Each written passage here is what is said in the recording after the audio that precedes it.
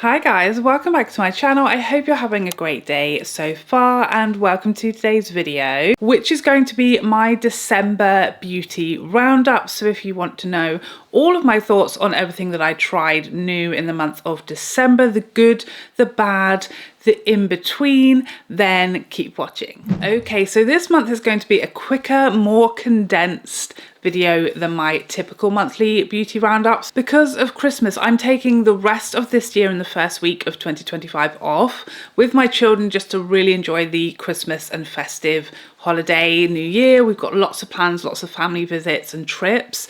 So I'm filming this like a week earlier than I typically would for my monthly roundups. So there's just a fewer things here. And also because obviously releases really slow down in December and then we get a massive load usually in January. So this is kind of a small but mighty selection today. So kicking us off, I know this may seem like an obscure item to include in my monthly roundup, but I always say to you guys, wherever there's something that's actually really amazing and different and special that I feel like you guys need to know about, but it's not necessarily strictly speaking beauty, I will let you know in these videos. And this is one of those occasions. It's this hair clip, okay, from Anthropologie. Very, very pretty gold metal hair clip. Now I know what you're thinking, Charlotte, it's a hair clip. Why did we need to know about this? The thing is, I love a good claw clip and I typically favour the plastic ones because the metal ones are always a bit too heavy and I feel like they just slip out of my hair, like they weigh too much and my hair is quite fine. I have quite thin hair. I've got a lot of it, but it's thin. So if I put it in a ponytail, there's like this much of it. There's not very much hair on my head. There's no body to it is what I'm saying. So whenever I use a metal clip, which I feel like generally look a lot prettier in the hair, it just ends up sort of slipping out throughout the day. And then I met this one from Anthropologie. I purchased this mostly just because it's much longer than they typically are. I feel like most of them are about half this size, particularly the metal ones. This was the largest metal one I've seen. And whilst it looks and feels nice and it looks really great quality, it's much lighter than a typical metal clip, especially for being so long.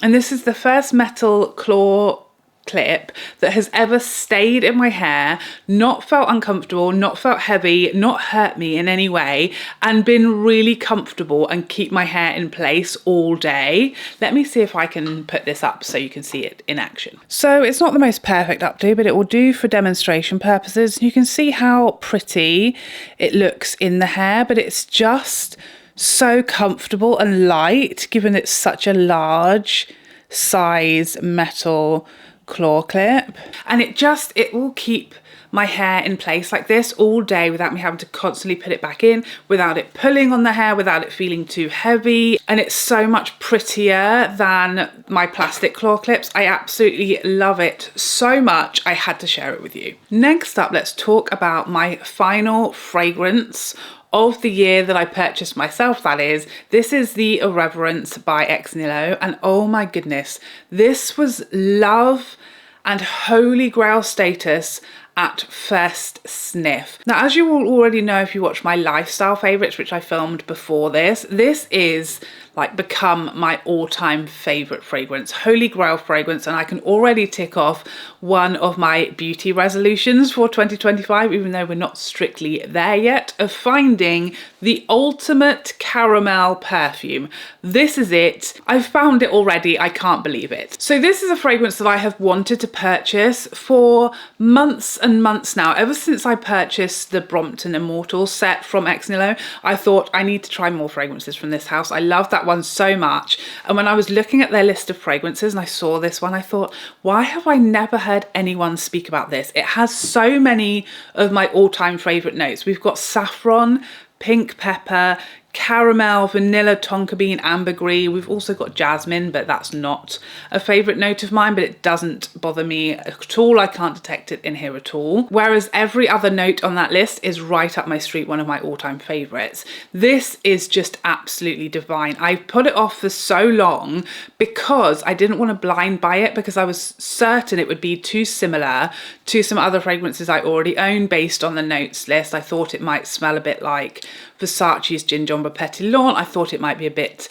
Baccarat Rouge-y. I thought it might be a little similar to several fragrances that I already have. And thank goodness it's not. It's in the ballpark of a similar vibe to Baccarat Rouge, to Oud for Greatness minus the Oud, to Angel's Share, but not as sickly sweet as that one. And it is just perfection. It's smooth, creamy, slightly sweet caramel, but with the lightness of the saffron as well. It's just divine. It's also got this stunning bottle. Ex Nihilo have one of the most glorious, classic, elegant bottles in the game. And I really haven't wanted to wear anything else since it arrived. I want to bathe in it. I want this to be all anyone smells whenever they're around me. It's got the perfect performance, really long wearing. I actually could smell when I first sprayed this, when it arrived.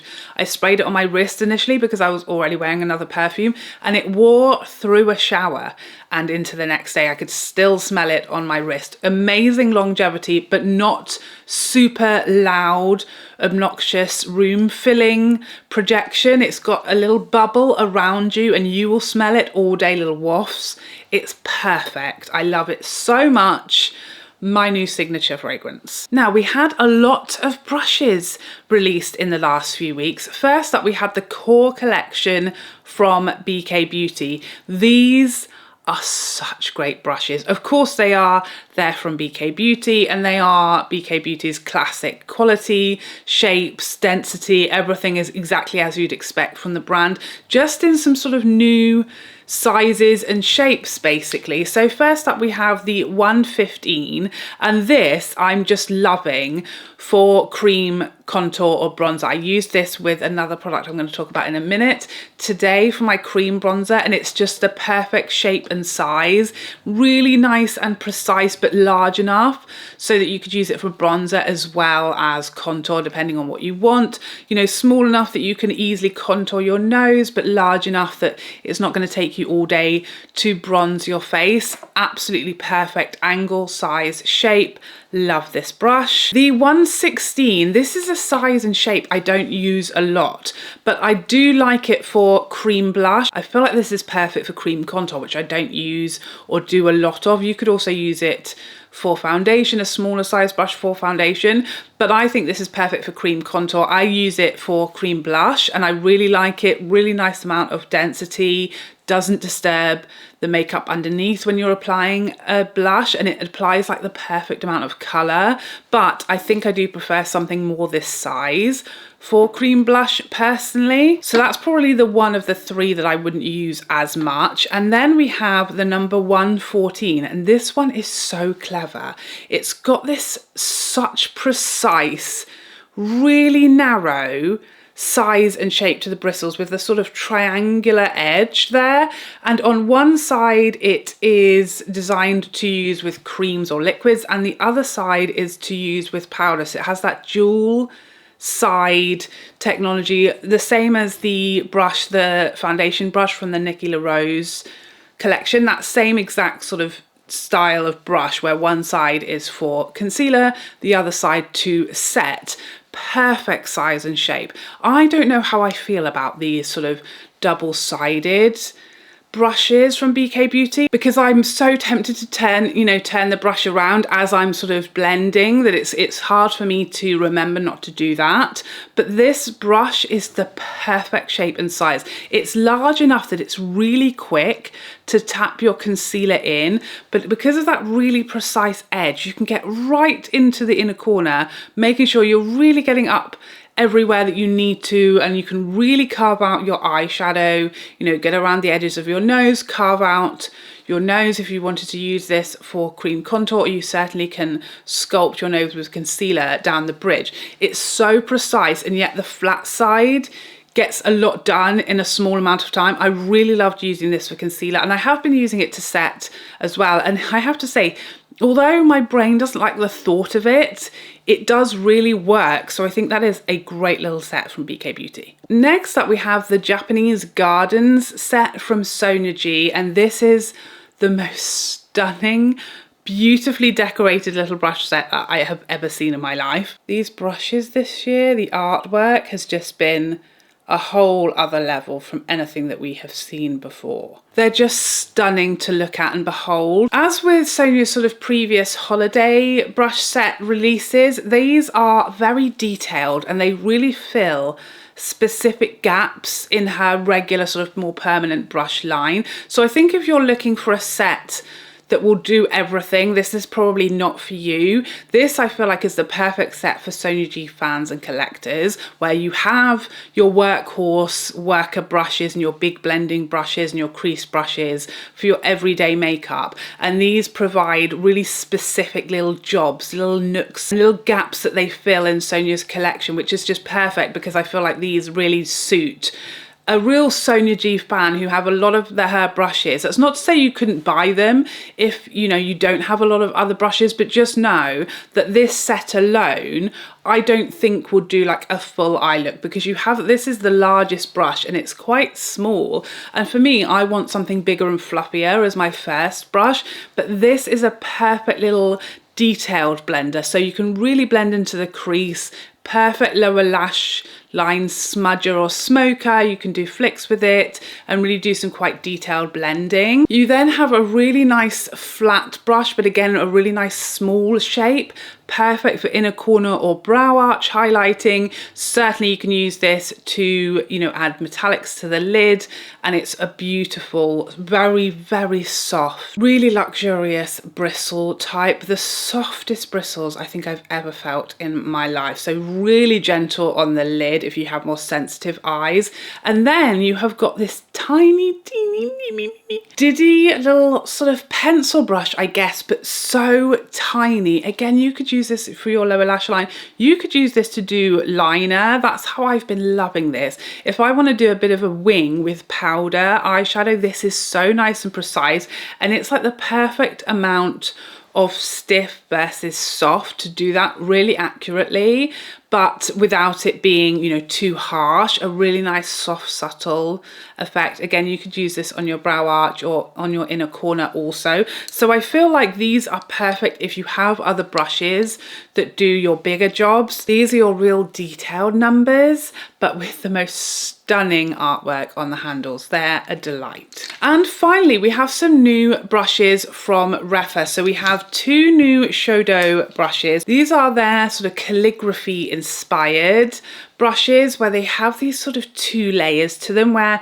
the bottom layer, sort of the lower down you go with this brush, they become quite dense and firm, and then the tips are really light and fluffy. So they're really inspired by calligraphy brushes that can do a huge big flick and then do a really crisp line as well with the same brush. That's what these are sort of inspired by, and that's exactly what they do. We've got some really nice additions to this. Number 4, which is a lovely crease brush. I also really like this for the outer corner. It's nice and long and large, so you can really get a lot of pigment down, lay a lot of product down with one swipe, but then it's light and airy, so it does it really in a beautifully diffused way, which I really appreciate. And I love this for blending into the crease and even lower lash line, because although it's larger, the tip is quite precise and light, so it doesn't do too much under the eye than you want.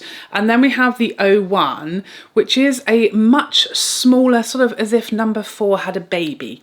Imagine. Thinner, more tapered, really quite skinny actually, this one. And this is my favourite for lower lash line. Really nice and fluffy, keeps it close to your lash line so you don't start looking like you have a black eye, but again applies it not too much. Nice, subtle, diffused wash of colour on that lower lash line. You could also use this, again, really detailed work like doing some pencil wing liner or into the crease, really precise, diddy, skinny little number. And then we also have some new brushes in the LC collection. So this is their liquid cream synthetic line of brushes, and we have a new foundation brush. So this is LC03. I love this brush. One of the things I most love about it is I've used this probably 5 or 6 times and it looks almost clean. doesn't it? I love that. The colour of these bristles, the style of these bristles really hides products so they don't look disgustingly filthy after one use. I really like that. This is perfect also for cream bronzer. You could certainly use it for that. It's nice and firm and dense, and it can easily pack some product exactly where you want it. But this is beautiful for foundation. I used it for foundation the last few days, and it applies it seamlessly, no brush strokes, really quickly because it's quite large, but it still has a nice precise edge to get round nose and do things like brows and things like that. Really love these brushes, and the handles I absolutely love. Light but so soft and silky, a pleasure in the hand, I would say. We then have LC02, which is a perfect little concealer brush. I've only used this for the first time yesterday, and it was so soft, and it's larger than the other concealer brushes that I've used. It's a bit larger than the BK Beauty Angie collab concealer brush, but a similar shape to that. So this is quicker to do that. You also could absolutely use this for cream or liquid blush, and also for highlighter. It's a real nice sort of multitasking number. And then we have LC01. I love this for liquid shadows. I used this with one of the Lisa Eldridge liquid silk shadows yesterday, and it's just so quick and easy, perfectly diffuses those and blends them out. Real workhorse of a brush. You could also use this for concealer, really beautiful to pack your concealer under your eye. Again, it's got that gorgeous crisp precise shape. Really loving these synthetic line brushes from Rephr. I feel like they're so great. They look beautiful, they clean beautifully, and they look cleaner for longer than a lot of brushes. So we were certainly spoilt for brushes this month. Moving on, I had a couple of skincare items to talk about this month. First up, the Tatcha Indigo Cleansing Balm. This stuff, it looks disgusting. I'm so sorry. This is so good. I love this cleansing balm. I feel like you need such a small amount, but it's really powerful, and it washes off the skin so easily and beautifully. It gets everything off. I don't know, I was sent in PR. I hope it comes in a bigger tub than this, because this is, how much is it? It is 54 grams. I feel like I'm going to go through this so quickly, so I hope it comes in a larger size. That's my only complaint. I think the packaging is stunning. I can't smell anything. I don't know if I'm going nose blind. I'm not, because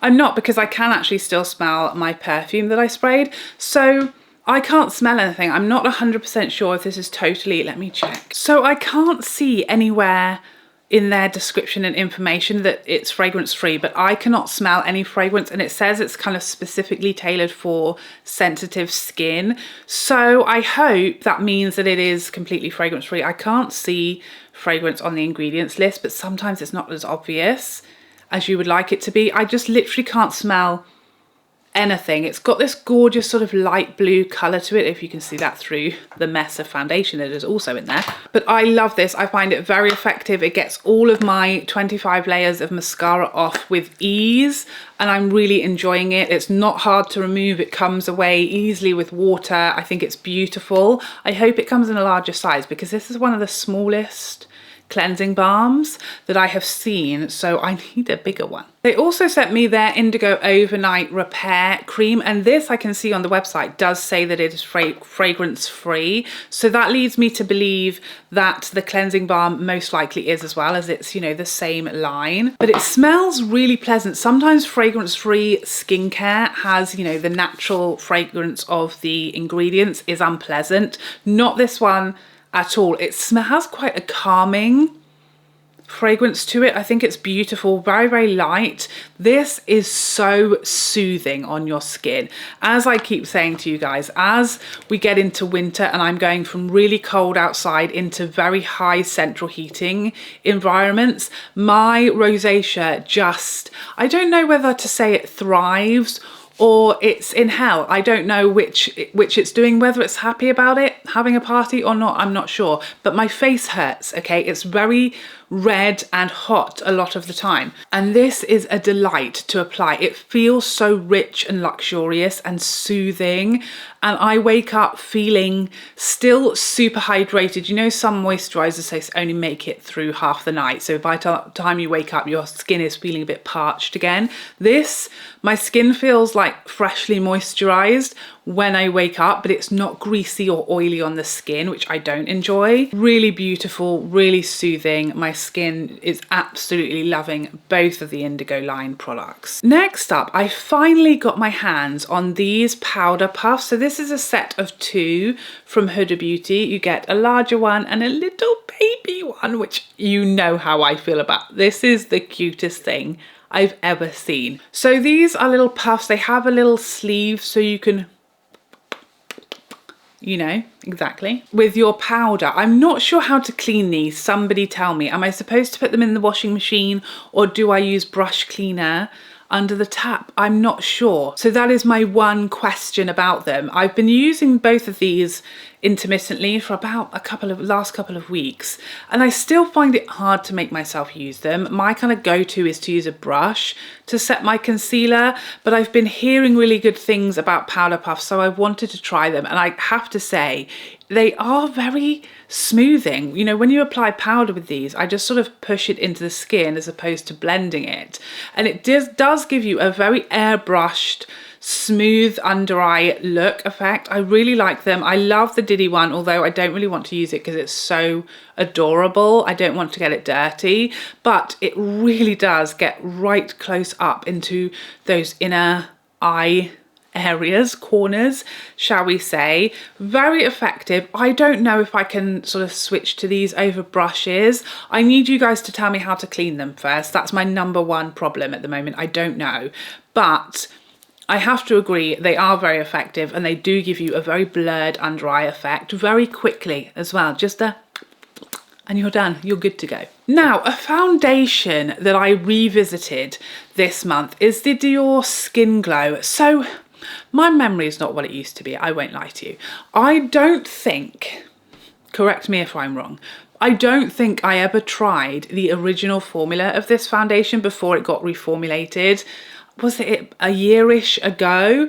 And so I never tried a full bottle size of the new reformulated version because everybody was saying, the general consensus that I heard was that the new reformulation was not as glowy, and so therefore I wasn't interested for obvious reasons. But if you watched my makeup resolutions video, you'll know I'm on the hunt for a replacement for my Tom Ford Shade and Illuminate. So I'm trying to go back and try any of the glowier foundations on the market that I haven't yet tried. And I have tried a sample of this foundation that's, you know, one of those sort of slim little sachets of foundation. But the issue with those when you're really trying to get to know a product is they just really aren't representative of the full product. It's the same as when you get a little vial of a perfume. It doesn't really fully give you the demonstration of what the actual full bottle will be like, because the little vials, you just can't spray enough to indicate the right amount of application. So I think that's the same thing with these foundations. When you get a sachet, it's barely enough to do a full face. It's probably not in your quite correct shade because it was, you know, included with your purchase. And then you can only use it one day, and that's it. So I don't really know how I felt about this. I know it didn't knock my socks off enough that I ever bought a full bottle, but I decided to purchase it in my right shade. Now, first of all, I tried the shade 2WO first, because when I last bought a Dior foundation, not the sticks because they don't have the olive shades available in the stick foundation, so I went with a neutral shade for that one. The last time I bought another Dior foundation that has olive shades was the Dior Backstage, and I always used the O shades, either 2WO in winter or 4WO in summer, and they were perfect olive undertones. But from what I'm seeing online, the Skin Glow olive is not the same as the original Backstage olive. I think they've changed their undertone shades as well. And so I originally purchased 2WO, and it was quite yellow for me. It was not my kind of olive. It was not a good olive undertone for my undertones. So I went back and got 2.5N, which is what I'm wearing today. Much better for me. So if you're a shade twin I don't think certainly the lighter olive undertones are kind of olive, so I would go with the neutral shade if I were you. I'm really liking this foundation. It's glowy to me. It's certainly glowy on my skin. I've used my Tom Ford matte primer today, so there's nothing underneath it that's helping it be glowy. I think it's really beautiful. It has a really nice solid medium initially, but easily buildable to full coverage, and it's really glowy. I don't think it's as flattering as my shade in Illuminate. It's thicker and it looks a little heavier, but I do find it sort of melts into the skin throughout the day and looks a bit less heavy as time goes on. But it's a solid, really nice glowy foundation and I'm really enjoying it. So I'm glad I tried it because I do think I will keep using it and get quite a bit of use out of it. Of course it's Dior, so you know the fragrance is pretty comparable level to my actual perfume. Next up, let's talk about this new to me, not that new to anybody else, but this is the Makeup by Mario Soft Sculpt Transforming Skin Enhancer, and I got the shade medium. So this is the bronzer I'm using today, and I applied this with my BK Beauty 115, which is perfect for this product. I've been using this a lot since I got this a few weeks ago, and it is just perfect. I love it as a cream bronzer. It's really natural. It's warm, but not really orangey. It's a really nice natural bit of warmth, really melts into the skin beautifully and has a gorgeous glow to it. I really love this product. I've been getting a lot of use out of it, which you can probably see. It's quite a mess already. And I'm actually going to include this, I think, in my project pan because it has already been quite well used. So watch this space. I'm really enjoying it. I think it's beautiful. It takes no work to get this applied into the skin and really beautifully, seamlessly blended because it just melts into your foundation so easily. Foolproof, really. And if you are someone who wants something really natural as makeup, it's really very natural, very skin-like, beautifully luminous. Not the most long wearing bronzer, but you could easily set it with a powder bronzer if you wanted to do that, or just with powder. I think it's gorgeous, really nice and natural. Then we have these WhatsUp Beauty bronzers and blushes, of which they sent me their whole range this month, which I was so grateful for.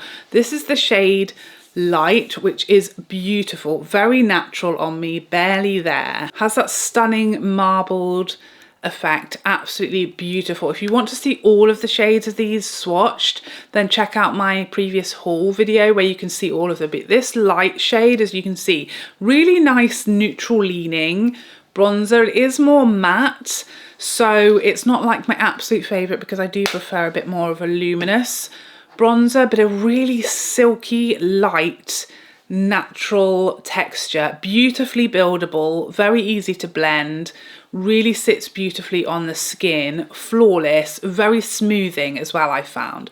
So if you do like a more matte bronzer, they have gorgeous undertones in this bronzer and the packaging is beautiful. This blush is my favorite of all the shades. This is Relaxed Roma, again that gorgeous marbled effect, and just a really pretty soft natural kind of peachy, more neutral leaning peachy shade, really easy to use. Again, very soft and smooth powder. It sort of says, I think, that it has a bit of luminosity, but to me it's maybe a luminous matte.